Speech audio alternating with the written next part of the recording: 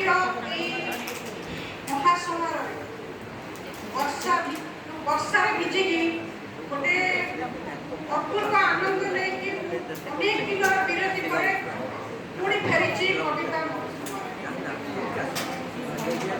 କବିତାର ଶିରୋନାମା ବରଷା ରାଣୀ ବିଭାଗ ଦେଇ ଗଢ଼ିଛନ୍ତି ବିଶ୍ୱବିଖ୍ୟାତ।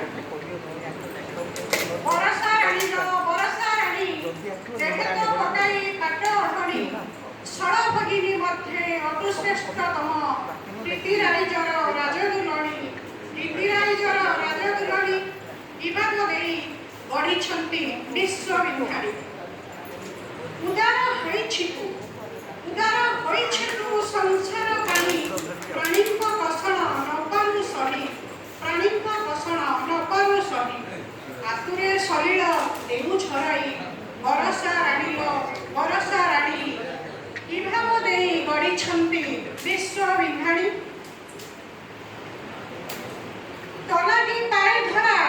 ତଲାଗି ପାଏ ଧରା ଜଳ ବରଷ ସାରା ଆଷାଢ଼ ବସନ୍ତେ ଜଳଦ ଆସେ ଥଣ୍ଡା ପବନରେ ଜୀବନ ଭାସେ। ତୁ ଆସିବା କ୍ଷଣି ବେଙ୍ଗୁଲି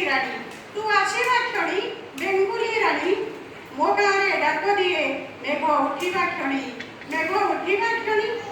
ଶୀତେଇ ଉଠିଲା ହସିଲା ବରଷା ରାଣୀ ହୃଦୟ ତଳରେ ବରଷେ ପାଣି। ବରଷା ରାଣୀ ବିଭାଗ ଦେଇ ଗଢ଼ିଛନ୍ତି ତତେ ବିଶ୍ୱବିଖ୍ୟାତ। ପରେ ସ୍ୱାଗତ ଏ ଜୀବ ଜଗତ ଉତ୍ସବ ମୁଖର ସାରା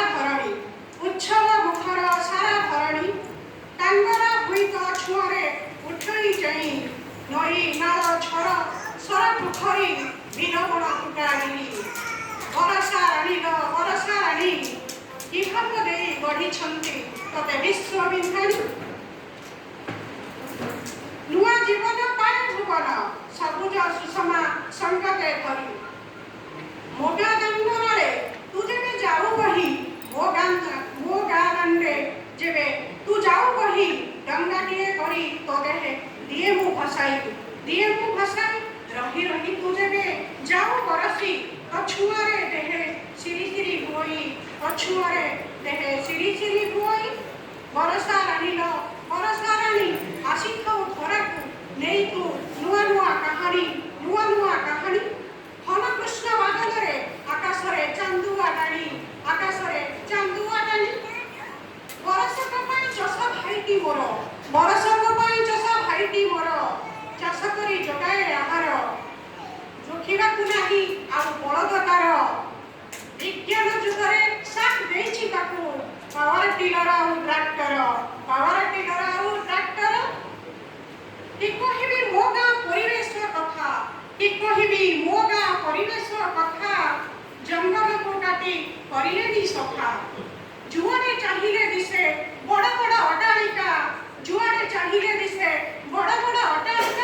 ପ୍ରଦୂଷଣ ଦୁଃଖ ପଡ଼ିଛି ଭାରି କାରଖାନା ସବୁ କରି ଆକାଶ ବକ୍ଷକୁ ଧୂମ୍ର ଦିଅନ୍ତି ଉଡ଼ାଇ ନିଶ୍ୱାସ ପ୍ରଶ୍ୱାସରେ ଆମେ ଘେଣୁଛୁ ବିଷ ପ୍ରଦୂଷଣରେ ଭରିଛି ବିଶ୍ୱ। ସେଥିପାଇଁ ଆସୁନାହୁଁ ତୁ ଆଉ ସମୟ ଅନୁସାରେ ଅବଳରେ ଉଗ୍ରରୂପ କରିଲ ଧାରଣ ଦେଉଛୁ କେତେ ଯେ କ୍ଷଣିକେ ବସଣ। ସୃଷ୍ଟିକର୍ତ୍ତା ତତେ ସର୍ଜନ କରିଲେ ଜୀବ ଜଗତର ପାଇଁ ବାରିଧାରା ବର୍ଷି ପଲବିତ କରୁ ଶୁଷ୍କ ମରୁଭୂମି ଭୂଇଁ। ନବସୂର୍ଯ୍ୟୋଦୟ ତୁହିଲ ଧରିତ୍ରୀର ଅନବାଦ୍ୟ ଅମାବିତ ନବପାରିପତେ ନବନୌପବନେ ନୀଳିମାର ଉଦ୍ଭାସିତ। ଆକାଶ ବକ୍ଷରେ ବାଦ୍ୟ ବଜାଇକି ଇନ୍ଦ୍ର କରନ୍ତି ସ୍ୱାଗତ। ବାରିଧାରା ଯେବେ ବର୍ଷି ଦେଇ ଯାଉ ମୋ ଗାଁ ହୋଇ ଉଠେ ପୁଲକିତ। ବରଷା ରାଣୀ ବିଶ୍ୱବିଖ୍ୟାତ ବିଭାଗ ଦେଇ ଗଢ଼ିଛନ୍ତି ତତେ ବିଶ୍ୱବିଖ୍ୟାତ। ଜୟ ଜଗନ୍ନାଥ।